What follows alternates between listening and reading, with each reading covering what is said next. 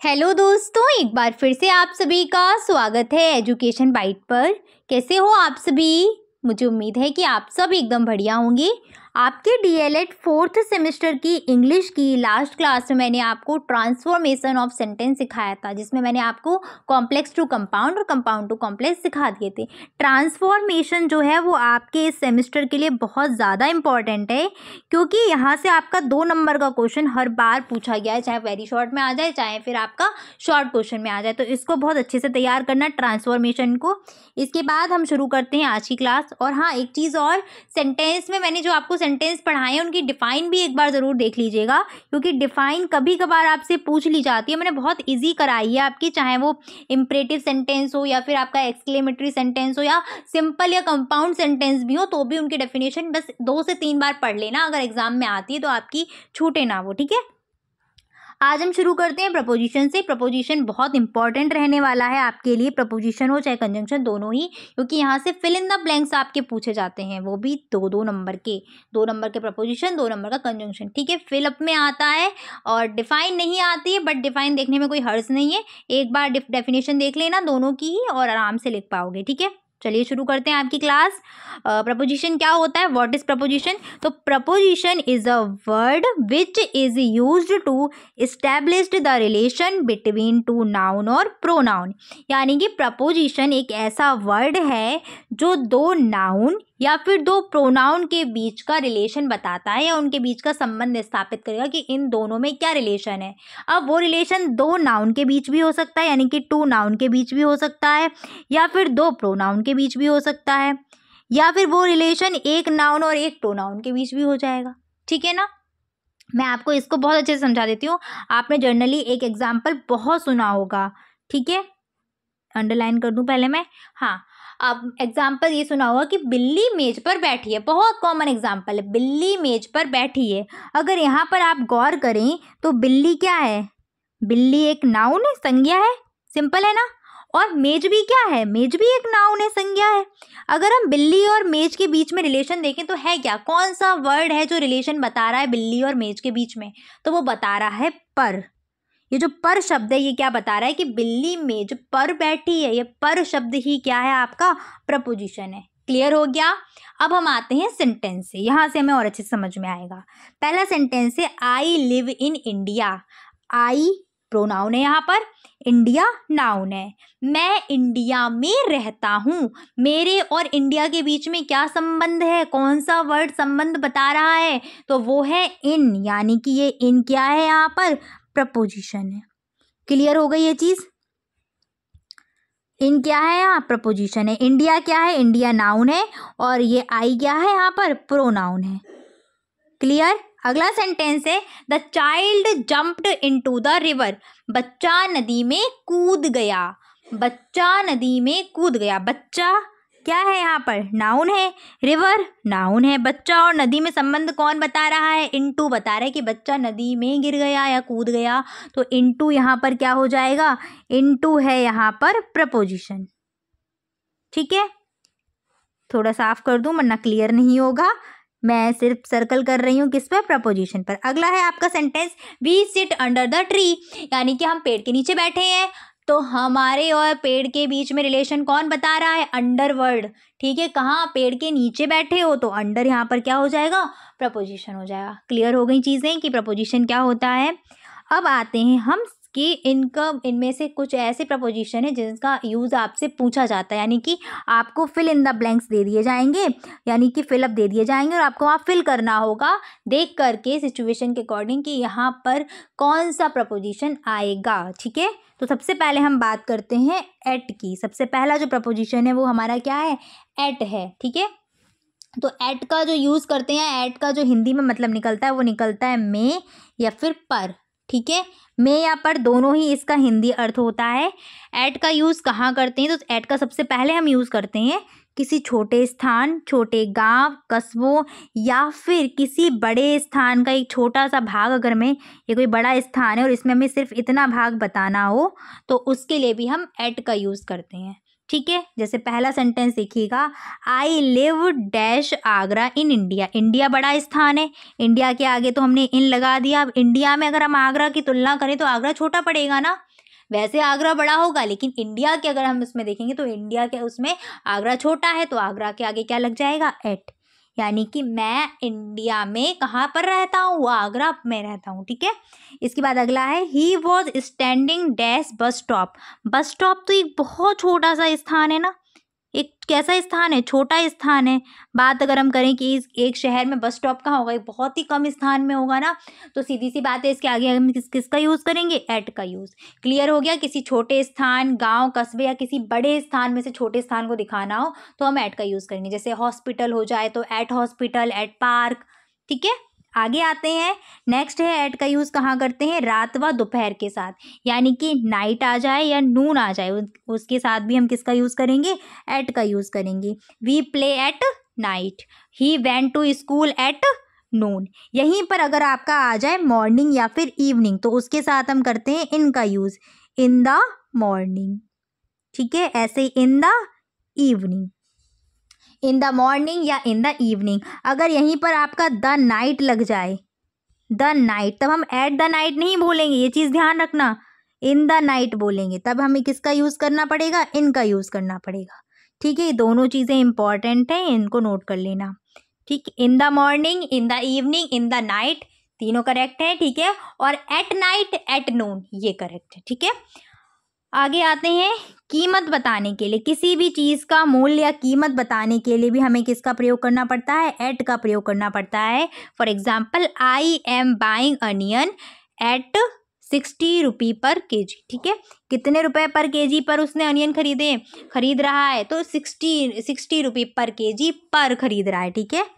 तो पर के सेंस में यहाँ ऐट का यूज़ हो रहा है। मैं इनके मूल्य और कीमत बताने के लिए भी हम ऐट का यूज़ करते हैं। नेक्स्ट है आपका, किसी त्यौहार या ख़ास अवसर के लिए भी हम ऐट का यूज़ करते हैं। जैसे ऐट होली, ऐट दिवाली। जैसे आप बोलना चाहो किसी को कि मैं दिवाली पर घर आ रहा हूँ तो ऐट दिवाली बोला जाएगा। ठीक है।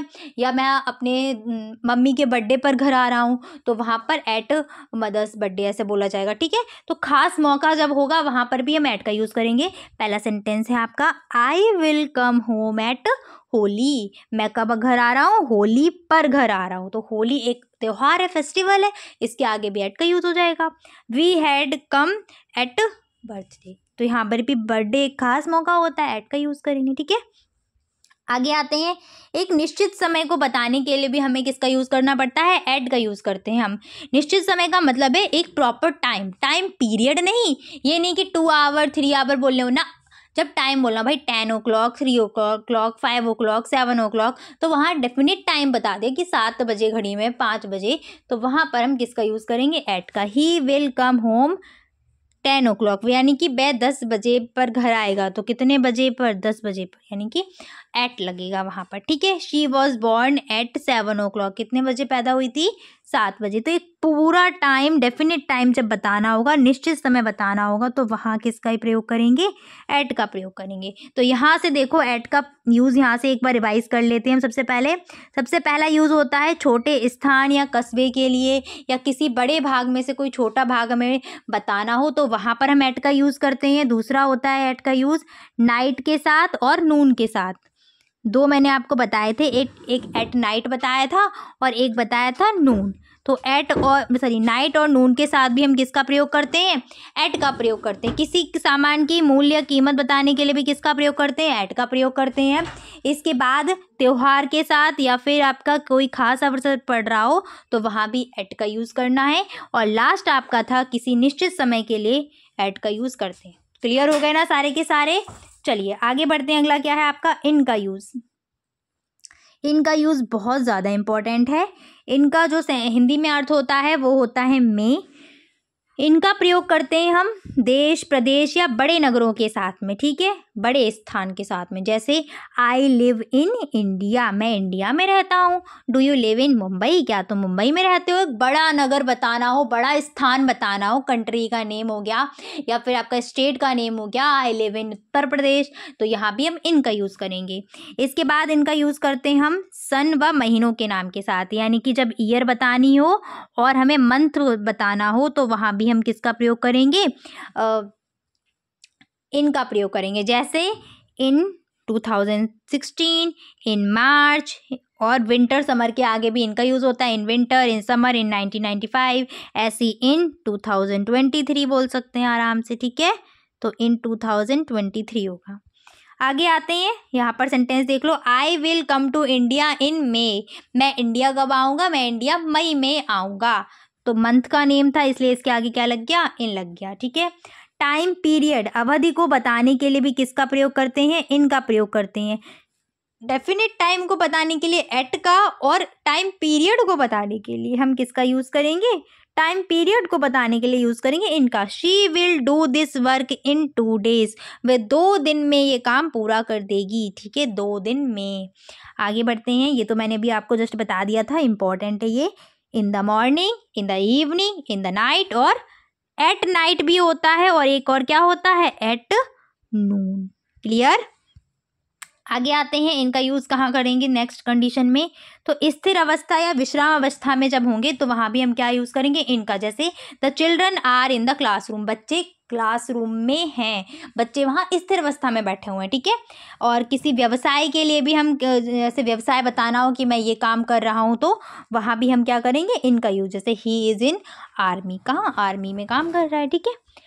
नेक्स्ट है आपका इनटू। इनटू का यूज़ मोस्टली होता है गतिशील अवस्था में, जैसे अभी बच्चा नदी में कूदा था ना, तो गतिमान अवस्था में कूदा था वो, तो वहाँ पर हम क्या करते हैं, इनटू का यूज़, यानी कि जब गति के साथ एंटर करेंगे और अवस्था में परिवर्तन जब होता है तो वहाँ पर हम क्या करते हैं, इनटू का यूज़। जैसे मिल्क के तो अब अलग एग्जाम्पल है, जंप्ड वाला पहले देखो, हमने गति के साथ एंटर किया था कहाँ, पानी में, ठीक है। The children jumped into the river, तो गति के साथ कूदा था ना, इसीलिए वहाँ इनटू लग जाएगा, ठीक है। सेम ऐसे यहाँ नेक्स्ट एग्जाम्पल है, the cat jumped into the river, जो कैट है वो भी क्या हुई है, गति के साथ ही तो कूदेगी, ऐसे तो है नहीं कि ऐसे सरकती हुई चलेगी, नहीं ना, तब भी तो गति हो रही है, मोशन हो रहा है ना, अगर खिसक खिसक के भी जा रही होगी। तो गति के साथ जब हम एंटर करेंगे वहाँ पर इनटू हो गया। दूसरी कंडीशन में इनटू कब यूज़ होता है, जब कोई चीज़ की स्टेट चेंज हो रही होगी, यानी कि अवस्था बदल रही होगी, स्टेट बदल रही होगी, यानी कि मिल्क टर्न्स कर्ड, मिल्क जो है वो कर्ड में चेंज हो गया, बिल्कुल भाई मिल्क लिक्विड था, कर्ड थोड़ा सा थिक होगा ना, बिल्कुल अब कर्ड से वापस मिल्क में भी नहीं आ पाओगे, बिल्कुल ही चेंज हो गया ना, तो क्या यूज़ करेंगे यहाँ पर, इनटू का यूज़ करेंगे, यानी कि जब अवस्था बदल रही होगी तब भी किसका प्रयोग करते हैं, इनटू का, ठीक है।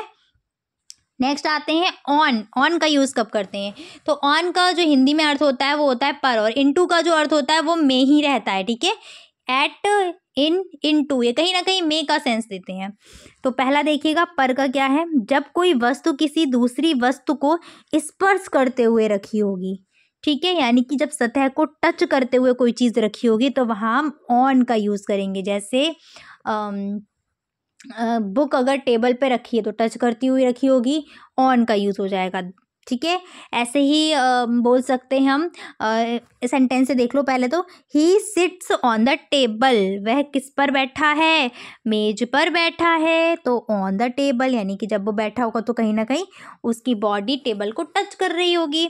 ऐसी the rat is on the chair, rat कहाँ है, चेयर पर है, टच करते हुए उसकी सरफेस को टच कर रहा होगा, दोनों आपस में स्पर्श कर रहे होंगे, टच कर रहे होंगे, तो वहाँ ऑन का यूज़ होगा, ठीक है। दिन और तारीख को दिखाने के लिए भी हम किसका प्रयोग करते हैं, ऑन का प्रयोग करते हैं। जैसे I am free on Sunday, हमें यहाँ डे बताना है कि मैं संडे पर फ्री हूँ।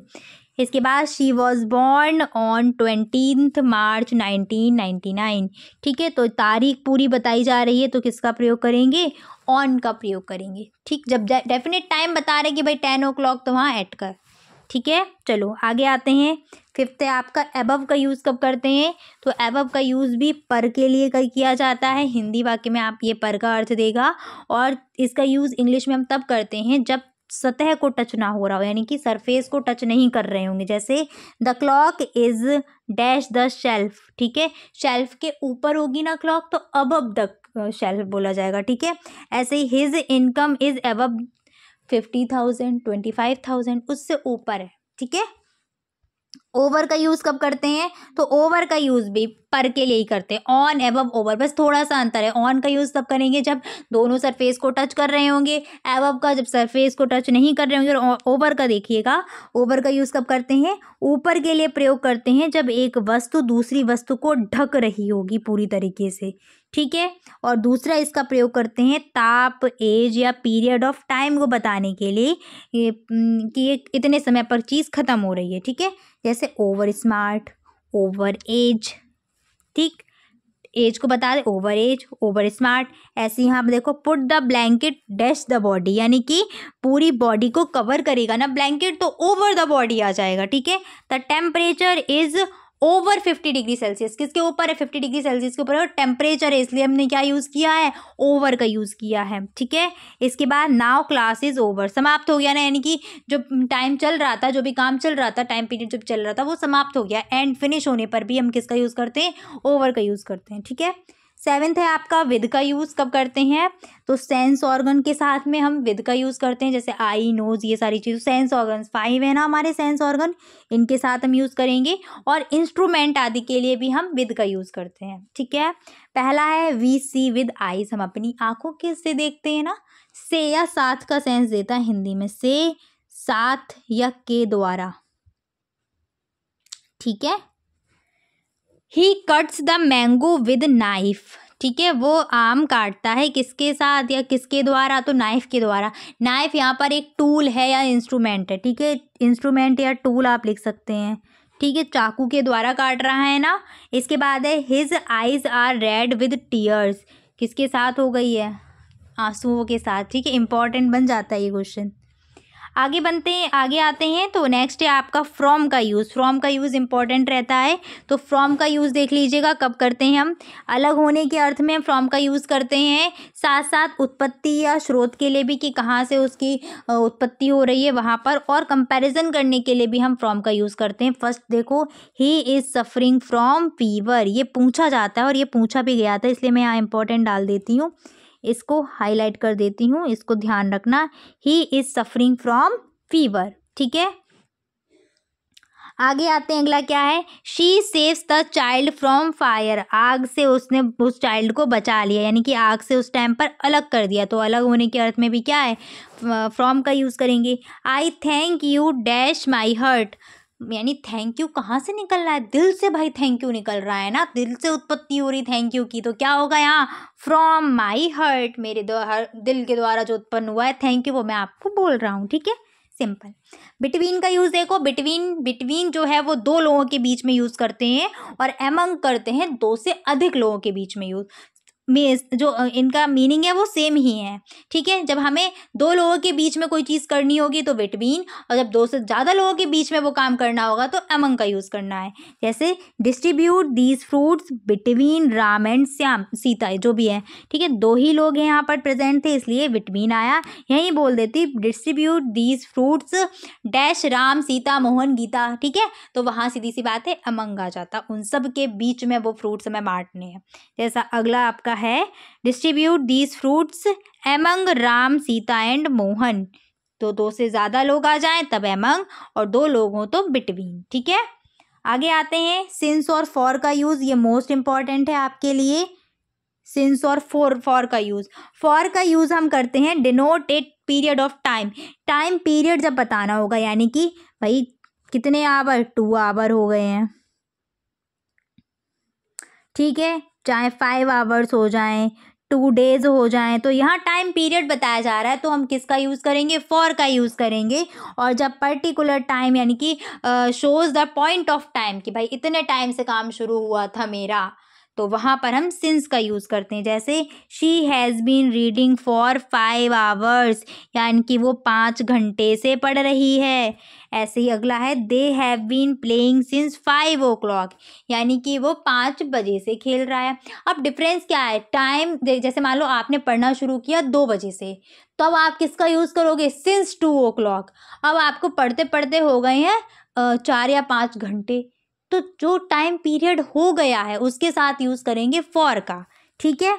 यानी कि सिंस का यूज़ क्या करना है, कितने बजे पढ़ने बैठे थे, 2 बजे, तो यहाँ पर 2 o'clock पर, तो यहाँ पर हो जाएगा सिंस 2 o'clock, ठीक है, पढ़ते पढ़ते हो गए 4-5 घंटे, बहुत ज़्यादा मेहनत कर रहे हैं ना क्योंकि एग्ज़ाम है भाई, तो यहाँ पर क्या हो जाएगा फॉर 6 आवर, भाई 6 घंटे हो गए, तब हम करेंगे फॉर का यूज़, ठीक है ना।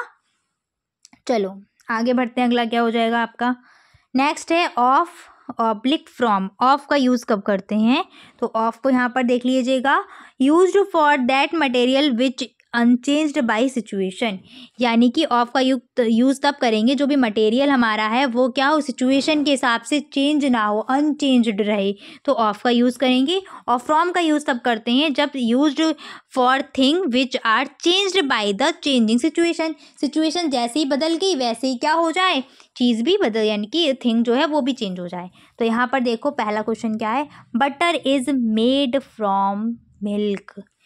अब देखो बटर जो है वो किसके द्वारा बना हुआ है, मिल्क के द्वारा बना हुआ है, ठीक है ना। मिल्क के चेंज होने पर क्या हुआ, सिचुएशन चेंज हुई, वैसे ही क्या हुआ, थिंग चेंज हो गई, तो फ्रॉम का यूज़ हो जाएगा, यानी कि मेड फ्रॉम हो जाएगा। और ring is made dash gold, तो यहाँ पर मटेरियल तो चेंज होगा नहीं, अनचेंज रहेगा सिचुएशन के हिसाब से, तो ऑफ का यूज़ करेंगे, ठीक है। मेड ऑफ और मेड फ्रॉम ध्यान रखना बहुत ज़्यादा, ठीक है, मेड ऑफ और मेड फ्रॉम।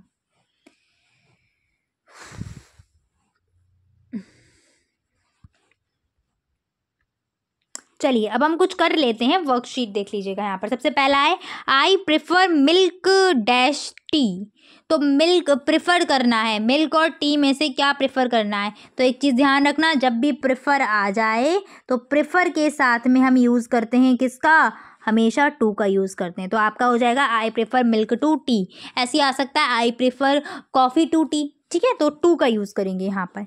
नेक्स्ट है he is ill dash fever, तो इल किसके साथ हुआ होगा, बीमार, भाई विद फीवर, तो विद यूज हो जाएगा यहाँ पर। नेक्स्ट है I congratulate you dash your success, तुम्हारी सक्सेस पर तुम्हें क्या कर रहा है, कॉन्ग्रेचुलेट कर रहा है सक्सेस पर, तो ऑन का यूज हो जाएगा। नेक्स्ट है Mohan prefers coffee dash milk, prefer के साथ टू का यूज़ करना है, प्रेफर देखा आँख मूंद के टू लगा देना, ठीक है। नेक्स्ट आते हैं he is superior to me, तो यहाँ पर कंपैरिजन भी कहीं ना कहीं हो रहा है कि भाई मुझसे ज़्यादा सुपीरियर है, ठीक है, वह मुझसे ज़्यादा सुपीरियर हो जाएगा, तो वहाँ पर टू का यूज़ करेंगे जब कंपैरिजन हो जाए, ठीक है। अगला है Ram beats him dash with dash a stick, किसके साथ पीट रहा है भाई, स्टिक के साथ या स्टिक के द्वारा पीट रहा है, ठीक, तो एक टूल ही मान लीजिए, इंस्ट्रूमेंट मान लो छड़ी, तो वहाँ विद का यूज़ हो जाएगा। बिवेयर तो यहाँ पर जब आ जाए तो इसके साथ क्या करना है, ऑफ का यूज़ करना है, ये भी हाईलाइट पॉइंट है, ठीक है, इसको भी मैं यहाँ हाईलाइट मैंने करके लिखा हुआ है वैसे, तो यहाँ पर दोनों जगह ऑफ आ जाएगा। आई ट्रैवल डैश बस रेगुलरली, किसके द्वारा ट्रैवल कर रहा है, बस के द्वारा, तो बस के साथ बाय बस हो जाएगा, ठीक है। नेक्स्ट है आपका 10th he has been absent dash Monday, तो मैंने जस्ट बताया था डे को बताने के लिए किसका यूज़ करते हैं, ऑन मंडे, ठीक है, ऑन का यूज़ करेंगे, ऑन संडे हो जाएगा, ऑन ट्यूसडे हो जाएगा, डे के नाम जब भी आ जाए तो उनके आगे लगा देना ऑन, ठीक है। चलिएगा तो फिर आज मैं इतना ही रखती हूँ, मिलूंगी फिर आपको नेक्स्ट क्लास में, जिसमें मैं आपका जो कंजंक्शन वाला टॉपिक है उसको मैं क्लियर करा दूंगी, ठीक है। Thanks for watching and please like share and subscribe my channel, bye, take care.